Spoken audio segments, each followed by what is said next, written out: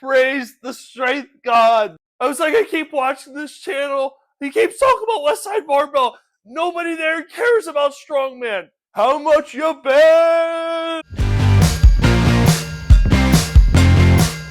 Hello, welcome back to the Fox Strength Performance YouTube channel. I am Taylor Fox, and today we are talking about bench press. I went through a really big drought where I just could not hit a PR bench press for a long time. I competed in powerlifting for a while, and I benched 315 in high school, and I was just like, my bench is going to be 500 pounds by the time I'm 25, right? Of course. No, it took me years and years and years to go from 315 to 405. And I remember Jim Wendler had always told that story, how long it took him to get to 405 after benching 315. And I was like, that's not going to be me. And that's what ended up happening. So here's 3 tips. These are going to be technical points similar to my overhead press video. And then we'll get into some assistance work in part 2. But the first one is going to be bracing. So I really emphasize with my clients who are powerlifting or even just to train bench press and strongman to really train that lift off. So your self lift off, being able to do that. When I was young and even when I got up to 350 in the bench, I couldn't really lift off myself with that kind of weight. And as I practiced that more and more and became comfortable with being able to lift off and successfully bench over 90%, that's really when my bench took off. So the biggest things here are going to be lat tightness. And I feel like when you tighten out those lats, I instinctively tighten my grip too, because I'm trying to turn and bend the bar. So when I do that, I really get the pressure in those pinkies and lock in. And this is why I prefer stuff like the flat sandwich J cups, what you're going to see in most combo racks from Alico, Rogue, Ghost, is going to be a nice J cup where there's a small edge and you can easily just tighten. It's a little bit of a vertical lift, but really you're just pulling the bar out. You're going to see a lot of commercial benches or just J cups that I wouldn't really prefer, where it's going to be deeper. You're going to have to press up and then out. And I feel like that just kills your positioning. So locking in, getting that brace, grip, shoulders down.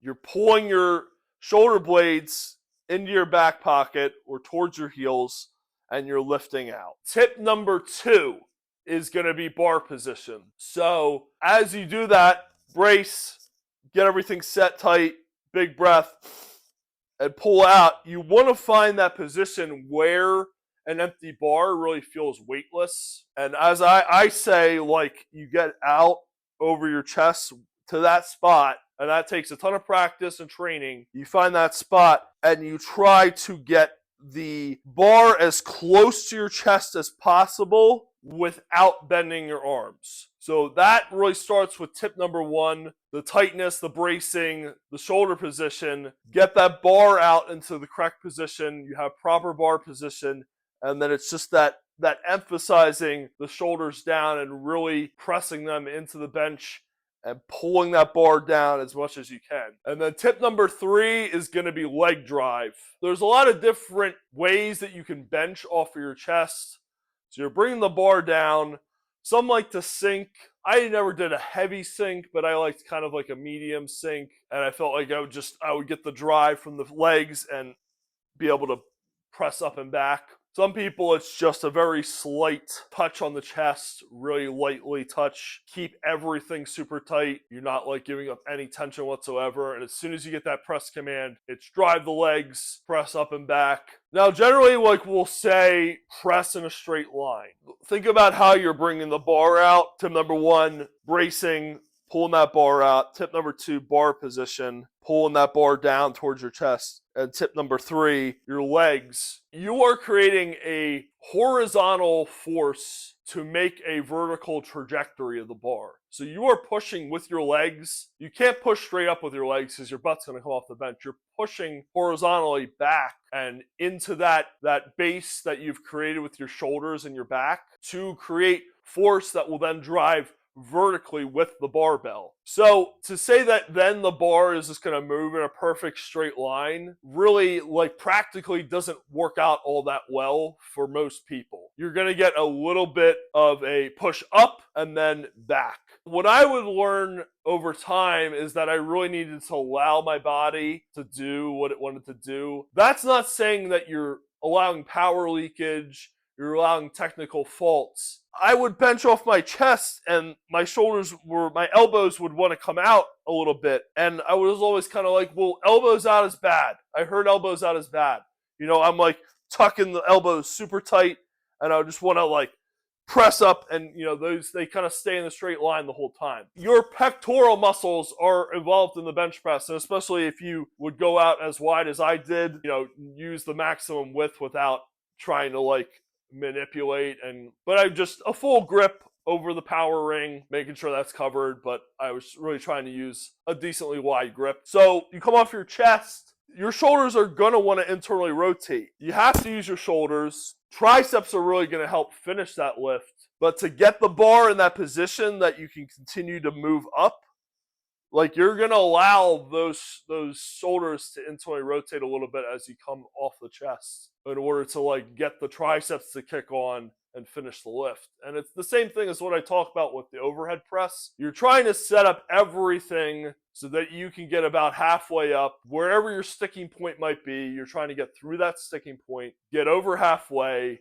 and then have the tricep strength to finish the movement. I would find like a lot of people that were just like a little too particular sometimes with some of those technical points, and then it would bleed over to me, and I was always just like freaked out about getting hurt or having something that wasn't like a desired aspect of the lift. When like we see that like everybody's different, and you see deadlifters that pull and you're like, ugh, like that didn't look good, but for their body and their training history, like they've develop that movement pattern. So really trying to just like practice and get strong and build in positions where you're weak. So like I recommend like the wedding warm-ups. If you find like you feel like something in your pec or whatever, it's halfway down on the lowering. So the eccentric phase is usually going to be where the pec tendon is most at risk, or it's like pushing up. So when you contract those pecs, you always seem to feel something. Do more tricep work, or do like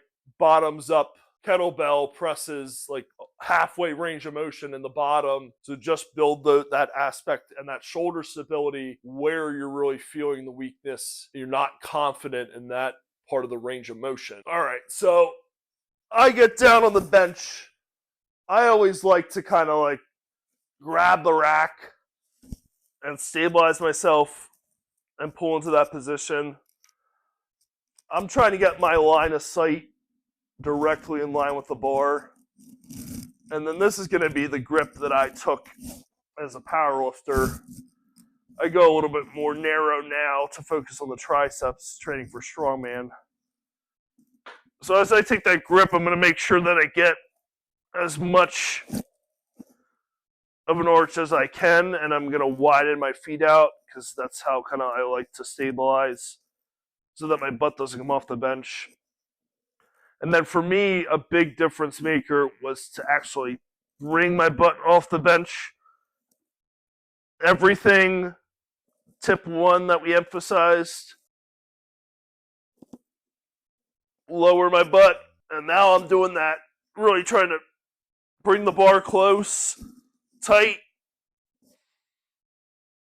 bar in a good position.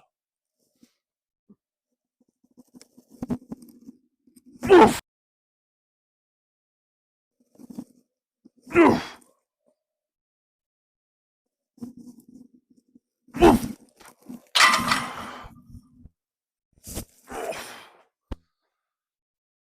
Now, do I claim to be a great bench presser? No. And I really haven't practiced the movement competitively in a number of years. But like any pressing movement, I really put in a lot of time, effort. I studied the technique a ton. And I made a ton of improvement like over my time bench pressing and working on my strength in my upper body. So I hope these tips help. Until next time, keep working hard and hold strong.